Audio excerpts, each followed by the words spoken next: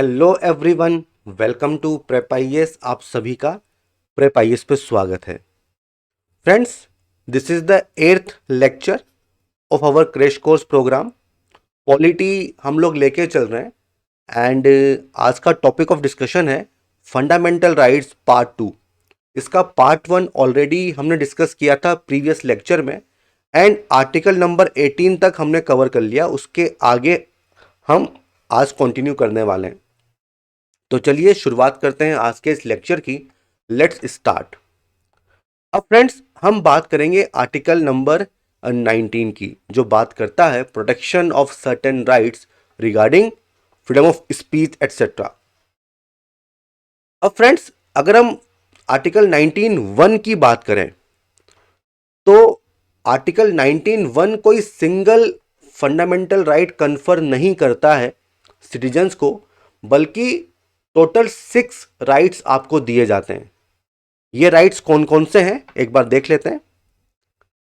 तो 19(1) के हिसाब से all citizens shall have the right, तो ये राइट्स सिटीजन्स को ही अवेलेबल हैं, ये बात ध्यान रखना। कौन कौन से राइट्स आपको मिलेंगे? Freedom of speech and expression, to assemble peacefully without arms, to form associations or unions, to move freely throughout the territory of India, to reside and settle in any part of the territory of India। इसके अलावा originally एक 7th right भी था, right to property, उसको delete किया गया by 44th amendment act. Okay, to practice any profession और to carry on any occupation, trade और बिजनेस। तो ये टोटल 6 फंडामेंटल राइट्स हमें मिलते हैं 19(1) में। अब फ्रेंड्स, आपको समझ में आ रहा होगा कि these rights are essential for functioning of a democracy, और इसीलिए इन्हें कहा जाता है डेमोक्रेटिक राइट्स। इस पे क्वेश्चन आ सकता है in your prelims examination. Okay, इसके अलावा देखिए, ये जो राइट्स हैं ये किस किस के पास अवेलेबल होंगे? Citizen and to share holder of a company. Okay, foreigners के पास ये राइट्स नहीं होंगे, इस पे भी क्वेश्चन पूछे जाते हैं। इसके अलावा केवल स्टेट के अगेंस्ट ही आपको ये राइट्स मिलेंगे, नॉट अगेंस्ट प्राइवेट इंडिविजुअल। ये चीज भी आपको ध्यान में रखनी होगी। ठीक है, ये चीज भी आपको ध्यान में रखनी होगी। अब देखो, ये जितने भी फ्रीडम्स हमने देखी हैं, none of the freedom is absolute. कोई भी फ्रीडम एब्सोल्यूट नहीं है। स्टेट इन पे रीजनेबल रेस्ट्रिक्शन लगा सकता है, और इनका पर्पस क्या होता है? इंडिविजुअल और जो सोसाइटी के इंटरेस्ट हैं उनके बीच में एक बैलेंस बनाया जाए। ओके, अब देखो फ्रेंड्स, इंडिया में जो कॉन्स्टिट्यूशनल फॉर्म ऑफ गवर्नमेंट है, इसका कॉन्टिन्यूसली इवोल्यूशन हमें देखने को मिलता है, primarily at the hands of Supreme Court, and there are 2 articles in our constitution, article number 21 and article number 19(1)(a), जिनका इवोल्यूशन हमें देखने को मिलता है मैक्सिमम एक्सटेंट तक। इसमें भी अगर हम आर्टिकल 21 की बात करें तो this article has given rise to maximum number of implicit rights, article number 21 implicit rights, and second largest किसका नंबर आएगा? Article number 19(1)(a। ओके, जो आर्टिकल 19(1)(a है, तो इससे हमें second largest number of implicit rights मिलते हैं, means जो वाया इंटरप्रिटेशन हमें मिलते हैं। Okay, state can impose reasonable restriction, ये ऑलरेडी मैंने आपको बता दिया है। अब देखो, ये जो रीजनेबल रेस्ट्रिक्शंस है ना, तो it can be imposed only by legislature, means आपको लॉ बनाना पड़ेगा, है ना, ये चीज ध्यान रखना। एंड वो रेस्ट्रिक्शन रीजनेबल है या नहीं है, ये कौन डिसाइड करेगा? सुप्रीम कोर्ट, हाई कोर्ट इसको एग्जामिन कर सकते हैं। And it can be imposed only for the ground mention. ठीक है, तो आर्टिकल 19 में ही ग्राउंड्स दिए गए हैं केवल उन्हीं ग्राउंड्स पे आप रीजनेबल रेस्ट्रिक्शन लगा सकते हो। दिस इज द मीनिंग, है ना। तो ये चीज आपको ध्यान रखनी होगी। अब हम बात करते हैं आर्टिकल नंबर 19(1)(a) की, जो बात करता है freedom of speech and expression की। ठीक है, तो भाई every citizen has the right to express his views, opinions, belief and convictions. ठीक है, तो आप अपने व्यूज को, अपने ओपिनियन को, अपने बिलीफ को एक्सप्रेस कर सकते हो, कोई भी आपको रोकेगा नहीं। Freely by word of mouth, writing, printing, picturing और इन एनी अदर मैनर। ठीक है, तो आप अपने व्यूज को एक्सप्रेस कर सकते हो और मीडियम भी आप चूज कर सकते हो, कोई आपको रोकने वाला नहीं है। Okay, this is the meaning of freedom of speech and expression. और जैसा मैंने आपको कहा था कि second largest number of implicit rights वो हमें मिलते हैं।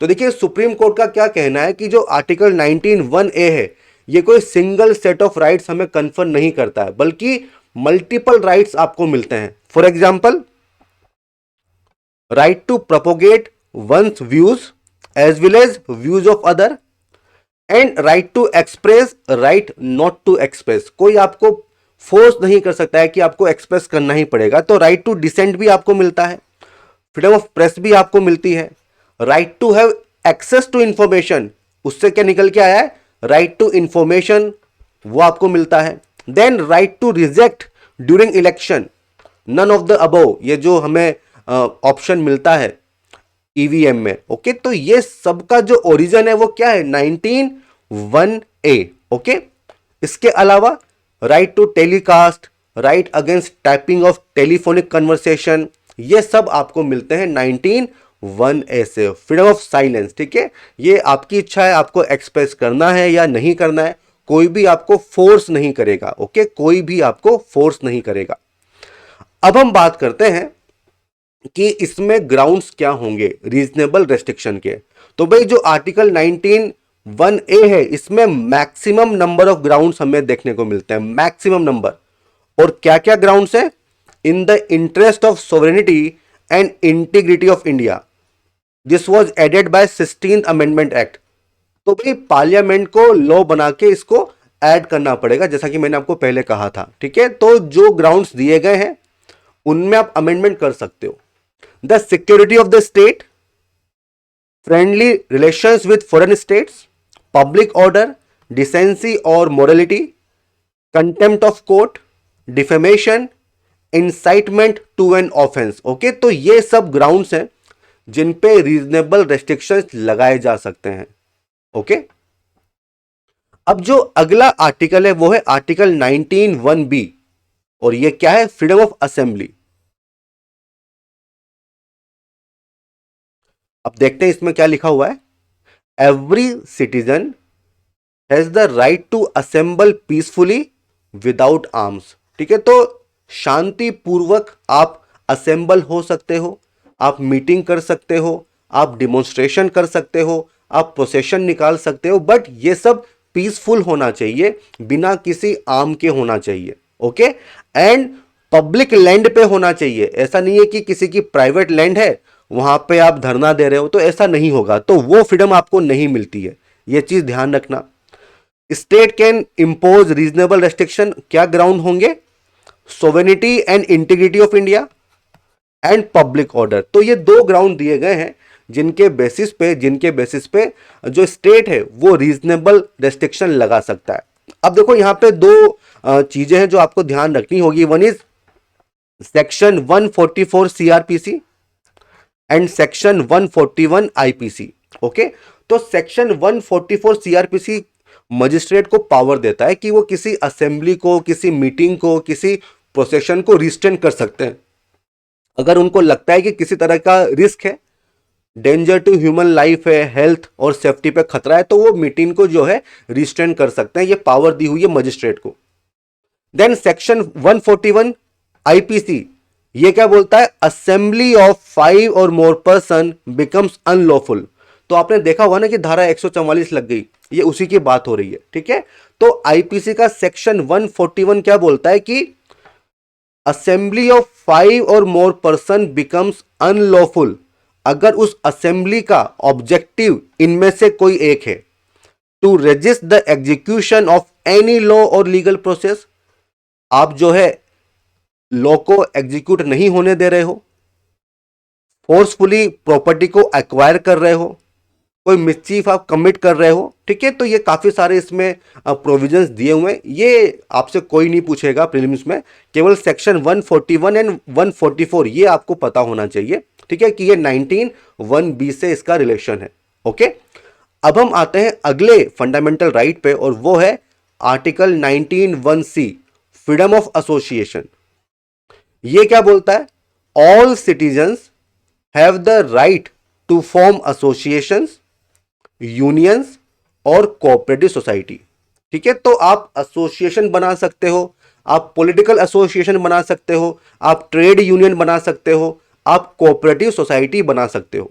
Okay, it not only includes the right to start an association और union but also to continue with that association और यूनियन, ठीक है। तो केवल स्टार्ट ही नहीं, आप उसके साथ कंटिन्यू भी कर सकते हो।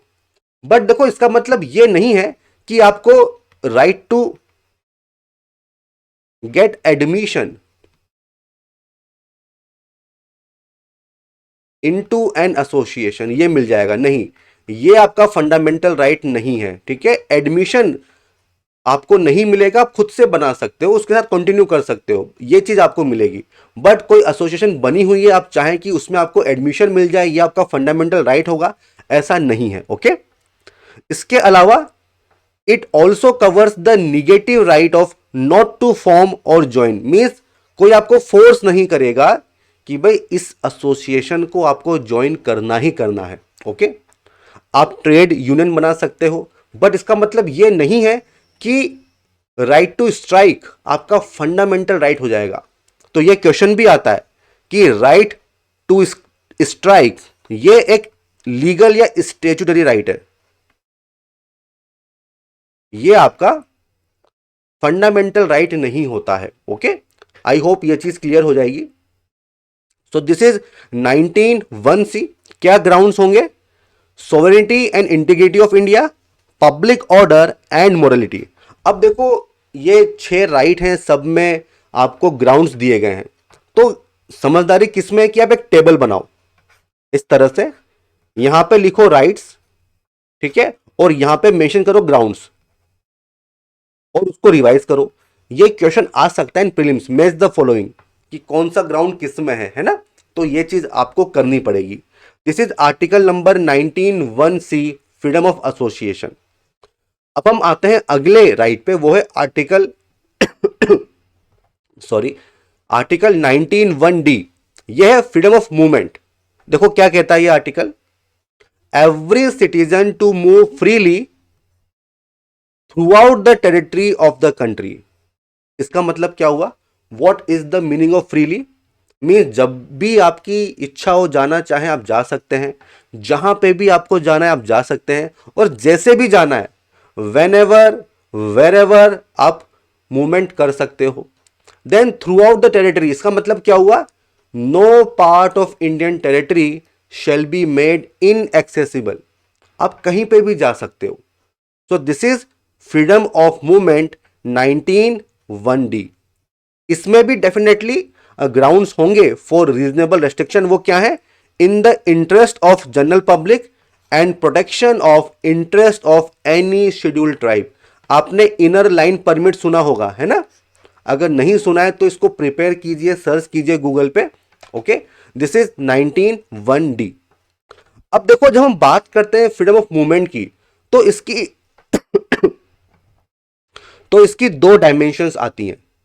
पहली डायमेंशन है internal, means within the country right to move, ये कवर होता है आर्टिकल 19 से। एंड इसकी एक्सटर्नल डायमेंशन है कि इंडिया से किसी फॉरेन कंट्री में जाना और वहां से वापस आना, ये कवर होता है बाय आर्टिकल नंबर 21। ये आर्टिकल नंबर 21 से कवर होता है। इस पे भी क्वेश्चंस पूछे जाते हैं। ओके, इस पे भी क्वेश्चंस पूछे जाते हैं। क्लियर है? आगे बढ़े। अब अगला आर्टिकल है article 19(1)(e) freedom of residence. तो वो क्या था? Freedom of movement. यह है फ्रीडम ऑफ रेजिडेंस। इसमें क्या लिखा हुआ है? Every citizen has the right to reside and settle in any part of the territory of the country. ठीक है, इसका मतलब क्या है? टेम्पररी पीरियड के लिए आप कहीं पे जा सकते हो। एंड सेटल का मतलब क्या है? परमानेंट, आप परमानेंट वहां पे सेटल हो सकते हो। तो ये राइट आपको मिलते हैं 19(1)(e) में। एंड अगेन ग्राउंड्स होंगे फॉर रीजनेबल रेस्ट्रिक्शन। क्या ग्राउंड्स हो सकते हैं? The interest of general public, protection of interest of any scheduled tribe. तो these are the grounds for reasonable restriction for article number 19(1)(e), freedom of residence. ठीक है, clear है? अब अगला आर्टिकल आता है आर्टिकल 19(1)(g), जो बात करता है फ्रीडम ऑफ प्रोफेशन की। ठीक है, मींस आप कोई भी बिजनेस, कोई भी प्रोफेशन कर सकते हो, कोई आपको मना नहीं करने वाला है। All citizens are given the right to practice any profession और to carry on any occupation, trade, business. ठीक है, तो काफी ब्रॉड इसमें इंटरप्रिटेशन किया गया है। एंड आप कुछ भी कर सकते हो। ठीक है, कोई भी प्रोफेशन, कोई भी ऑक्यूपेशन, ट्रेड, बिजनेस आप जो है उसको कैरी आउट कर सकते हो। आपको फ्रीडम इसकी मिली हुई है, कोई आपको रोकेगा नहीं। Okay, this is article number 19(1)(g). But देखिए यहां पे स्टेट जो है वो रीजनेबल रेस्ट्रिक्शन लगा सकता है in the interest of general public. तो this is the ground for reasonable restriction. क्या है? In the interest of general public. अब देखो यहां पे कुछ स्टेट को भी पावर मिली है। क्या पावर मिली है? State is empower to prescribe professional और टेक्निकल क्वालिफिकेशन। सपोज आप मेडिकल प्रोफेशन में जाना चाहते हैं कि भाई मैं तो इलाज करूंगा, तो गवर्नमेंट ये बोल सकती है कि आपके पास वैलिड डिग्री होनी चाहिए। ठीक है, वैलिड डिग्री होनी चाहिए। ठीक है, state is empowered to prescribe professional or technical qualification necessary for practicing any profession or carrying on any occupation, trade or business. Okay, तो ये स्टेट को empower किया गया है। इसके अलावा state is empowered to carry on by itself any trade, business, industry whether to the exclusion of citizens or otherwise। Means अगर state चाहे तो कोई भी ट्रेड खुद से कर सकता है, बिजनेस कर सकता है, इंडस्ट्री में इन्वॉल्व हो सकता है, और जो भी ट्रेड कर रहा है उसमें मोनोपोली बना सकता है। यह कह सकता है कि सिटीजन्स इसको नहीं करेंगे, यह केवल गवर्नमेंट की मोनोपोली होगी। यह इंपावर किया गया स्टेट को bye article 19(1)(g). I hope this is clear.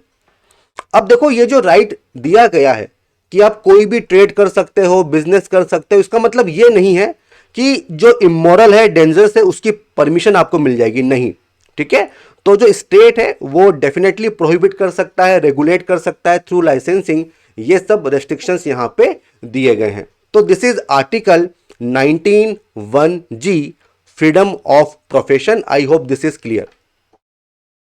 अब हम बात करते हैं अगले फंडामेंटल राइट की, और यह है protection in respect of conviction for offences. Important right है। देखिए इसमें 3 डायमेंशंस आपको मिलती हैं। एक तो है no ex post facto law, second है नो डबल जियोपार्डी, एंड तीसरा है नो सेल्फ इंक्रिमिनेशन। इनका मतलब क्या होता है? देखिए what is the meaning of ex post facto law. मान लो आपने कोई एक्ट किया है। कब किया है? मान लो कि दिसंबर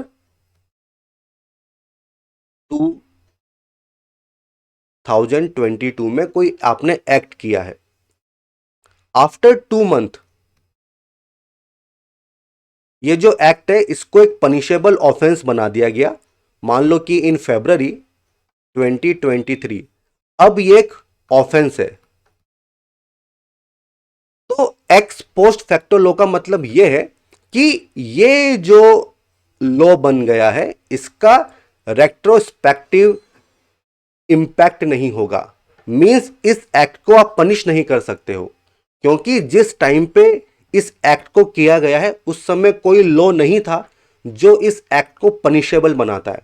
सो this is the meaning of ex post facto law. I hope this is clear. Okay, what is the meaning of no double jeopardy?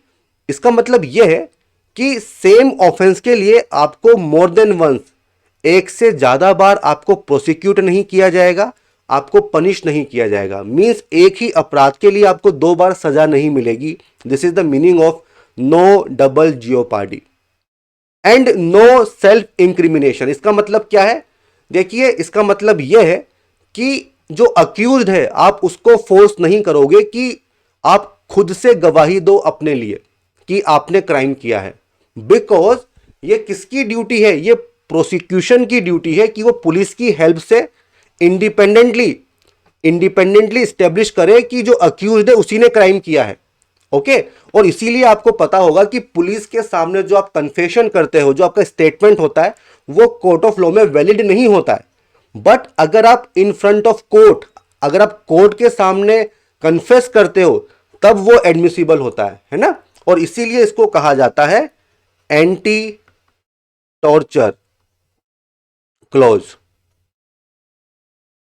Okay, this is anti torture clause, article number 20। But इसमें बहुत सारे exceptions हैं जो आपको ध्यान में रखने होंगे। अब उनको देख लेते हैं। देखिए, जो पहली चीज थी no ex post facto law, इसमें आपको ध्यान रखना होगा कि ये केवल जो क्रिमिनल केसेस होते हैं वहीं पे एप्लीकेबल है। सिविल लाइबिलिटी और टैक्स उनको रेट्रोस्पेक्टिवली इंपोज किया जा सकता है, उनको रेट्रोस्पेक्टिवली इंपोज किया जा सकता है। प्रोहिबिट्स ओनली कन्विक्शन और sentence under criminal law but not trial. आपका ट्रायल तो हो ही सकता है ना। एंड थर्ड पॉइंट क्या है? Protection under this provision can not be claimed in case of preventive detention. ये क्या होता है हम देखेंगे आर्टिकल 22 में। ओके, तो ये है no ex post facto law. Second है डबल जियोपार्डी। देखिए, इसमें यह चीज ध्यान रखनी होगी कि this protection is available only in proceeding before a court of law और अ जुडिशियल ट्रिब्यूनल। मान लो आप एक सिविल सर्वेंट हो, आपने करप्शन किया है एंड उसके बेसिस पे कोर्ट ने आपको पनिशमेंट दे दी, एंड उसके बाद क्या होता है, जो आपका डिपार्टमेंट है उसने भी इंक्वायरी करी और आपको सस्पेंड कर दिया मान लो, या डिसमिस कर दिया। तो आप ये नहीं कहोगे कि मुझे एक ही ऑफेंस के लिए 2 बार क्यों पनिशमेंट मिल रही है। बिकॉज जो डिपार्टमेंट है वो जुडिशियल ऑफिस नहीं है ना। तो ये चीज ध्यान रखना। तो before a court of law और अ जुडिशियल ट्रिब्यूनल, ठीक है, not available in proceeding before departmental और administrative authorities because they are not of judicial nature. This is double jeopardy. And third होता है नो सेल्फ इंक्रिमिनेशन। तो यहां पे देखिए, the protection against self incrimination extends to both oral evidence and documentary evidence. आपको force नहीं करेंगे कि आप कन्फेस करो या कुछ डॉक्यूमेंट्स वगैरह आप जो है शो करो, आपको जो है फोर्स नहीं किया जाएगा। But it does not extend to compulsorily production of material object. भाई जो आपका सिग्नेचर्स वगैरह हैं, थंब इंप्रेशन वगैरह हैं, ब्लड स्पेसिमेन है, वो स्टेट ले सकता है, आप मना नहीं करोगे। And compulsorily exhibition of the body, आपका मेडिकल वगैरह हो सकता है। तो ये सब इसके एक्सेप्शंस हैं, ठीक है, जो आपको याद होने चाहिए। ओके, अब हम बात करते हैं आर्टिकल नंबर 21 की। एंड ये है protection of life and personal liberty. पर देखो, ये जो आर्टिकल है 21, हमने देखा था कि इसका सबसे ज्यादा इवोल्यूशन हुआ है and largest number of implicit rights हमें आर्टिकल 21 से ही मिलते हैं, वो देखेंगे। बट इसको समझने से पहले हमें 2 टर्म समझनी होगी। One is procedure established by law and दूसरा होता है ड्यू प्रोसेस ऑफ लॉ। ठीक है, ये आर्टिकल क्या कहता है कि no person shall be deprived of his life और personal liberty except according to procedure established by law. ठीक है, तो आपको डिप्राइव किया जा सकता है आपकी लाइफ से, पर्सनल लिबर्टी से, but procedure establish by law को आपको फॉलो करना होगा। This is the meaning. तो इसको समझने के लिए ये जो टर्म है procedure establish by law and due process of law, इनको समझना बहुत जरूरी है। अभी समझेंगे। अब देखो ये जो राइट है ना, ये सिटीजन नॉन सिटीजन दोनों को अवेलेबल है। क्यों? क्योंकि यहां पे नो पर्सन, ये पर्सन ये वर्ड यूज किया है, यहां पे सिटीजन वर्ड यूज नहीं किया है। ओके, अब हम बात करते हैं doctrine of procedure established by law. तो भाई इसका ओरिजिन जो है ना वो इंग्लिश कॉन्स्टिट्यूशन है, ब्रिटेन है ना, वहां पे इसका ओरिजिन है। अब देखो मान लो कि कोई बंदा है जिसको लाइफ एंड पर्सनल लिबर्टी से डिप्राइव किया जा रहा है। समझ लो कि उसको अरेस्ट कर लिया, उसको डिटेन कर लिया, एंड अब उसने चैलेंज किया है कोर्ट में जो भी उसके साथ हुआ है। तो कोर्ट क्या करेगा? कोर्ट किस ग्राउंड पे एग्जामिन करेगा? तो यहां पे ये जो डॉक्ट्रिन है प्रोसीजर स्टेब्लिश्ड बाय लॉ, ये कोर्ट को, जुडिशरी को रेस्ट्रिक्टेड पावर देती है। क्योंकि कोर्ट केवल ये चेक कर सकता है कि whether there exist any law that authorizes the state to deprive an individual of his life and personal liberty। क्या कोई लॉ बना हुआ है क्या? केवल ये चेक करेगा। दूसरी बात ये देखेगा कि जिस भी लेजिस्लेचर ने उस लॉ को इनेक्ट किया है क्या वो कॉम्पिटेंट है, क्या वो बना सकती है, उसके डोमेन में है क्या। एंड तीसरा पॉइंट ये आएगा कि whether the procedure prescribed by the law, उस लॉ में जो प्रोसेस बताया हुआ है क्या उस प्रोसेस को स्टेट ने फॉलो किया है क्या, बस। तो यही चीज एग्जामिन की जाएगी। ओके, ये बिल्कुल नहीं देखा जाएगा कि जो लॉ बना है क्या वो लॉ अनफेयर है, ठीक है, अनरीजनेबल है, ये बिल्कुल नहीं देखा जाएगा। लॉ बन गया, अब लॉ के बाद जो प्रोसेस है वो आपने फॉलो किया है क्या, केवल ये देखा जाएगा। क्योंकि देखिए इंग्लैंड में, ब्रिटेन में पार्लियामेंट सुप्रीम है, तो वहां पे जुडिशरी पार्लियामेंट को चेक नहीं करती है ना। तो आप रिलेट कर पा रहे होंगे। सो this is doctrine of procedure established by law. Okay, अब जो दूसरी डॉक्ट्रिन है वो क्या है? ड्यू प्रोसेस ऑफ लॉ, और ये हमें मिलती है यूएसए में। इसका ओरिजिन कहां पर है? USA. Okay, this is USA constitution. अब देखो सेम सिचुएशन है, बट डॉक्ट्रिन क्या है? Due process of law. तो यहां पे जो जुडिशरी है उसके पास काफी वाइड पावर्स होती हैं, काफी वाइड पावर्स होती हैं। So apart from these three condition जो हमने देखी थी, जुडिशरी ये भी चेक करेगी कि जो लॉ है वो फेयर है क्या, वो रीजनेबल है क्या, और इसके लिए प्रिंसिपल ऑफ नेचुरल जस्टिस इनको अप्लाई किया जाएगा। तो प्रिंसिपल ऑफ नेचुरल जस्टिस को अप्लाई किया जाएगा, देखा जाएगा कि जो लॉ है वो रीजनेबल है क्या, वो फेयर है क्या। ओके, और अगर कोर्ट को लगता है कि लॉ आर्बिट्रेरी है तो उस लॉ को अनकॉन्स्टिट्यूशनल डिक्लेयर कर दिया जाएगा। तो हम यहां पे देख सकते हैं कि जो doctrine of procedure established by law है ये केवल और केवल एग्जीक्यूटिव एक्शन के अगेंस्ट काम कर सकती है। तो it can only check arbitrary action of the executive. But जो ड्यू प्रोसेस ऑफ लॉ है ये आर्बिट्रेरी लेजिस्लेटिव एंड एग्जीक्यूटिव दोनों एक्शंस को चेक कर सकती है, उनको एग्जामिन कर सकती है। Okay, so this is the difference between procedure established by law and due process of law. अगर हम आर्टिकल 21 की बात करें तो एक्सप्लिसिटली कहा गया है procedure established by law, but in Maneka Gandhi case Supreme court ने यह कहा कि प्रिंसिपल ऑफ नेचुरल जस्टिस वो इनहेरेंट है किसमें? आर्टिकल 21 में, and article 21 includes the doctrine of due process of law. तो वाइडर इंटरप्रिटेशन हमें देखने को मिलता है मेनका गांधी केस में। आई होप ये चीजें क्लियर हो गई होंगी, ठीक है। तो फ्रेंड्स अब ये समझते हैं कि what is the principle of natural justice, ये क्या कहता है। तो भाई देखिए ये जो प्रिंसिपल ऑफ नेचुरल जस्टिस है इसका ऑब्जेक्टिव क्या होता है कि जो डिसीजन मेकिंग है उसमें आर्बिट्रेरीनेस नहीं होनी चाहिए। तीन प्रिंसिपल है, पहला प्रिंसिपल ये कहता है कि no person shall be punished without being heard, बिना सुनवाई के आप किसी को पनिश नहीं करोगे। ओके, मींस जो अक्यूज्ड है उसका भी व्यू पॉइंट आपको जानना होगा। सेकंड प्रिंसिपल यह है कि no man shall be a जज ऑफ हिज ओन केस। ठीक है, एक इंसिडेंट हुआ था, फॉर्मर सीजेआई थे, एलिगेशन थी उनके अगेंस्ट और उस बेंच को वही हेड कर रहे थे। तो कैसे आप समझ सकते हैं कि जो डिसीजन आएगा वो बिना किसी बायस के आएगा। ओके, थर्ड प्रिंसिपल क्या है, an authority shall act bona fide without any bias, बिना किसी बायसनेस के, बिना किसी फेवर के आपको एक्ट करना होगा। So these are the principle of natural justice and according to Supreme Court ये बेसिकली आर्टिकल 14 एंड आर्टिकल 21 में इनहेरेंट है, this doctrine of principle of natural justice. I hope this is clear. आगे बढ़ते हैं। अब देखो यहां पे दो केसेस इंपॉर्टेंट है, one is Gopalan case and Maneka Gandhi case.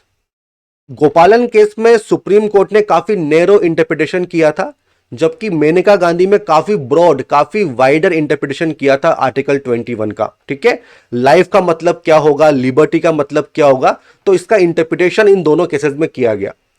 Gopalan case में सुप्रीम कोर्ट ने यह कहा कि protection under article 21 is available only against arbitrary executive action, not against arbitrary legislative action. क्यों? Because of doctrine of procedure established by law. Okay, उन्होंने यह भी कहा कि ये जो वर्ड है personal liberty, it means only liberty related to person और बॉडी ऑफ द इंडिविजुअल। ठीक है, तो मींस काफी नैरो इंटरप्रिटेशन यहां पे लिया गया है। जबकि मेनका गांधी केस में 1978 का केस है, काफी वाइडर इंटरप्रिटेशन लिया गया था। कहा गया कि due process of law follow करना होगा, तो जो आर्बिट्रेरी लेजिस्लेटिव एक्शन है उसको भी हम लोग देख सकते हैं। ठीक है, उसको भी हम लोग देख सकते हैं। और यह भी कहा गया कि जो राइट टू लाइफ है ना, इसका मतलब केवल एनिमल एग्जिस्टेंस नहीं है, बल्कि it includes within its ambit the right to live with dignity. ठीक है, and all those aspect of life जो आपकी लाइफ को मीनिंगफुल बनाते हैं, कंप्लीट बनाते हैं, वर्थ लिविंग बनाते हैं, उन सबको शामिल किया जाएगा। और इसी वजह से काफी ज्यादा इवोल्यूशन हुआ है इस आर्टिकल नंबर 21 का, एंड बहुत सारे इंप्लिसिट राइट्स हमें देखने को मिलते हैं। ठीक है, जैसे कि common cause versus Union of India case में सुप्रीम कोर्ट ने यह कहा कि भाई right to die with dignity, ये राइट आपको मिलता है। ठीक है, राइट टू हेल्थ आपको मिलता है, राइट टू हेल्थ आपको मिलता है। ठीक है, राइट टू क्लीन एनवायरनमेंट आपको मिलता है। ऑलराइट, राइट टू चूज, ये हादिया केस था 2018 का, जिसमें सुप्रीम कोर्ट ने यह कहा कि भाई a person's right to choose a religion and marry. ठीक है, तो ये आर्टिकल 21 का पार्ट है और ये क्वेश्चन आया था इन प्रीलिम्स एग्जामिनेशन। ओके, तो इस तरह से आपको ये चीजें ध्यान में रखनी होगी। Then right to privacy, Puttaswamy judgement, supreme court ने कहा कि राइट टू प्राइवेसी आपका फंडामेंटल राइट है, इसका ओरिजिन भी आर्टिकल 21 से ही आपको मिलता है। Okay, so right to privacy, right to choose, ये सब हमें मिले हुए हैं। इसीलिए मैंने कहा था कि largest number of implicit rights हमें मिलते हैं फ्रॉम आर्टिकल नंबर 21। ओके, अब अगला आर्टिकल है article number 21A, right to education. ये क्या कहता है? The state shall provide free and compulsory education to all children of age 6 to 14 years. तो जो चिल्ड्रन है 6 to 14 ईयर्स के, उनको free and compulsory education state provide करेगा, but in such manner as the state may by law determine. Means ये automatically enforceable नहीं होगा, इसके लिए लॉ बनाना पड़ेगा स्टेट को, और ये एक एब्सोल्यूट राइट नहीं है। किस तरह से दिया जाएगा ये भी स्टेट डिसाइड करेगा। Okay, and this was added by 86th amendment act 2002, है ना। तो it is not an absolute right and not automatically enforceable, इसके लिए लॉ बनाना पड़ेगा। वो क्या था? Right to education act, right to education. I hope this is clear, है ना। तो this is article number 21A। अब आज का आखिरी टॉपिक है article number 22, protection against arrest and detention. Okay, तो भाई इसमें basically this article grants protection to persons जिनको अरेस्ट किया गया है या जिनको डिटेन किया गया है, तो उनके पास भी कुछ राइट्स होंगे, वो इस आर्टिकल में आपको मिलते हैं। बट देखिए उससे पहले यह समझिए कि what is punitive detention and what is preventive detention. तो मान लो आपने कोई ऑफेंस कमिट किया है, उसके बाद कोर्ट में ट्रायल हुआ, कन्विक्शन होता है, आपको जेल में जाना पड़ेगा, this is punitive detention. But what is preventive detention, मतलब आपने कोई क्राइम नहीं किया है अभी तक, बट स्टेट को लगता है कि इन नियर फ्यूचर आप कोई क्राइम कमिट करने वाले हो, तो प्रिकॉशन पहले ही ले ली जाती है और आपको अंदर कर दिया जाएगा, दिस इज प्रिवेंटिव डिटेंशन। बिना किसी ट्रायल के, बिना किसी कन्विक्शन के आपको डिटेन कर लिया जाएगा। ओके, अब ये जो आर्टिकल 22 है इसके दो पार्ट हैं।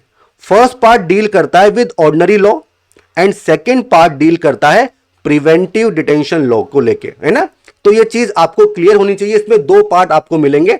पहले बात करते हैं ऑर्डिनरी लॉ की, ठीक है, पहले बात करते हैं ऑर्डिनरी लॉ की। मींस जो पर्सन है उसको ऑर्डिनरी लॉ के अंडर में डिटेन किया गया है, अरेस्ट किया गया है। ओके, तो भाई उसके पास क्या राइट्स होंगे, किस ग्राउंड पे अरेस्ट किया गया है आपको इन्फॉर्म किया जाएगा। देन वकील, लॉयर आपको दिया जाएगा। Right to be produce before magistrate within 24 hours. तो जब आपको अरेस्ट किया गया है उसके 24 आवर्स के अंदर ही आपको मजिस्ट्रेट के सामने प्रोड्यूस किया जाएगा। और अगर मजिस्ट्रेट जो है वो अप्रूवल नहीं देते हैं तो आपको रिलीज कर दिया जाएगा। Okay, right to be release after 24 hours unless the magistrate authorises further detention. तो ये राइट्स आपको मिलते हैं। अब देखो ये जो सेफगार्ड्स है ना, they are not available to enemy alien और person arrested under PD law, preventive detention law. ये सेफगार्ड्स हैं, ठीक है, मींस एनिमी एलियन को ये राइट्स नहीं मिलेंगे। एंड जिसको प्रिवेंटिव डिटेंशन में अरेस्ट किया गया है उनको भी ये सेफगार्ड्स नहीं मिलते हैं। ओके, इसके अलावा this also does not cover arrest under the court order. Court ने ऑर्डर किया है कि आपको अरेस्ट किया जाए, तब ये सेफगार्ड्स नहीं होंगे। सिविल अरेस्ट हो गया, ठीक है, डिपोर्टेशन वगैरह हो गया, तो उन सब में ये चीजें एप्लीकेबल नहीं होती हैं। ठीक है, they apply only to an act of criminal और क्वासी क्रिमिनल नेचर। ठीक है, ये सब चीजें जिन पे क्वेश्चंस बनते हैं प्रीलिम्स एग्जामिनेशन में, तो काफी कुछ फैक्चुअल इंफॉर्मेशन है बट याद करनी पड़ेगी। ओके, बट आपको याद करनी पड़ेगी। अब जो सेकंड पार्ट आता है वो बात करता है कि जब आपको किसी प्रिवेंटिव डिटेंशन लॉ के अंडर में अरेस्ट किया गया है या डिटेन किया गया है, ओके, तो उस केस में क्या सेफगार्ड्स आपके पास होंगे। तो सबसे पहली बात तो ये सिटीजन्स और एलियंस दोनों के पास अवेलेबल होगा। ओके, पहला सेफगार्ड ये है कि डिटेंशन पीरियड 3 मंथ से ज्यादा एक्सीड नहीं कर सकता है। ठीक है, और किस केस में करेगा, जब एक एडवाइजरी बोर्ड ने एग्जामिन किया हो, इंक्वायरी की हो और उन्होंने ये कहा है कि सफिशिएंट कॉज एग्जिस्ट करता है फॉर एक्सटेंडेड डिटेंशन, उस केस में इस पीरियड को एक्सटेंड किया जा सकता है। एंड ये जो एडवाइजरी बोर्ड होगा इसमें एक जज ऑफ हाई कोर्ट होंगे। ठीक है, क्लियर है। इसके अलावा किस ग्राउंड पे आपको डिटेन किया गया है ये बताया जाएगा जो डिटेनू है उसको, बट पब्लिक इंटरेस्ट में डिस्क्लोज नहीं भी किया जा सकता है। तो अगेन कोई सेफगार्ड ये नहीं हुआ। थर्ड क्या है, the detenu should be afforded an opportunity to make representation, means आपको लॉयर वगैरह की सुविधा दी जाएगी। ठीक है, तो ये सेफगार्ड आपको मिलता है। अब देखो ये जो आर्टिकल 22 है ये पार्लियामेंट को भी ऑथोराइज करता है टू प्रिस्क्राइब। तो पार्लियामेंट को क्या करना होगा, बहुत सारे प्रोविजन है। देखो हमने ये देखा था कि 3 मंथ तक बिना एडवाइजरी बोर्ड के आपको डिटेन किया जा सकता है और उसके बाद एडवाइजरी बोर्ड की रिपोर्ट आपको लेनी पड़ेगी। तो वो कौन से केसेस होंगे, वो कौन सी सिचुएशन होगी जहां पे पर्सन को 3 महीने से ज्यादा बिना एडवाइजरी बोर्ड की ओपिनियन के आप डिटेन कर सकते हो, ये बताना होगा पार्लियामेंट को। ओके, देन मैक्सिमम पीरियड क्या हो सकता है डिटेंशन का in any classes of cases under A PD law, ये भी पार्लियामेंट को बताना होगा। एंड ये जो एडवाइजरी बोर्ड इंक्वायरी कर रहा है, इसमें क्या प्रोसीजर आपको फॉलो करना है, ये भी पार्लियामेंट को बताना होगा। ओके, तो ये कुछ फैक्ट्स हैं जो आपको याद रखने होंगे। अब देखो यहां पे 44th अमेंडमेंट एक्ट आता है, जिसमें ये जो 3 मंथ्स का पीरियड था इसको 2 महीने कर दिया गया था, बट इसको नोटिफाई किया नहीं, तो आज भी 3 मंथ का पीरियड ही है। ये चीज आपको ध्यान रखनी होगी। ओके, आगे बढ़ते हैं। अब देखो ये जो प्रिवेंटिव डिटेंशन है, इस पे लॉ बनाने की पावर किसके पास है? तो दोनों के पास है, पार्लियामेंट के पास भी है और स्टेट लेजिस्लेचर के पास भी है। तो parliament has exclusive authority to make a law of preventive detention अगर डिफेंस का मामला है, फॉरेन अफेयर्स का मामला है एंड सिक्योरिटी ऑफ इंडिया का मामला है। And both parliament and state legislature, उनके पास कॉन्करेंट पावर है अगर सिक्योरिटी ऑफ स्टेट का मैटर है, पब्लिक ऑर्डर का मैटर है and maintenance of supplies and services essential to the community. तो इन सब्जेक्ट्स पे पार्लियामेंट और स्टेट लेजिस्लेचर दोनों ही लॉ बना सकती है।